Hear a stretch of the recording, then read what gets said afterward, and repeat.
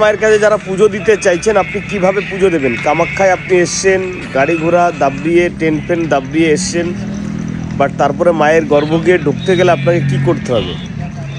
আমরা একটা ভিডিওতে বলেছিলাম যে 100, 150, 200, 500, 501 টাকা, 1001 টাকা আপনারা পুজো দিতে পারবেন। আমরা সেটা ব্যবস্থা করেছি। 1000-এর উপরে আমাদের কাছে অলরেডি নাম লিখিয়েছে তারা। তো কালকে এই ব্যাপারটা আমি দেখব। আর এখানে একটা লাইন রয়েছে জেনারেলদের জন্য, রাত 2টোর সময় লাইনটা খুলবে। এখানে সবাইকে টিকিট দেবে বিনা পয়সায়। এখান থেকে টিকিট নিয়ে গিয়ে আপনাকে গর্ভগৃহে ঢুকতে হবে, ঠিক আছে না? তার এই দেখুন এখানে সব লেখা টেখা আছে, আমরা যেটুকু যা বুঝলাম, এখন এসে আমি ইনকোয়ারি করলাম। তো বিষয়টা হচ্ছে এরকম। তো এখন থেকে লাইন পড়ে যাবে। এখন রাত 9টা, 9:30 বাজে, এখন থেকে লাইন স্টার্ট হয়ে গেছে। আর রাত 2টোয় খুলবে।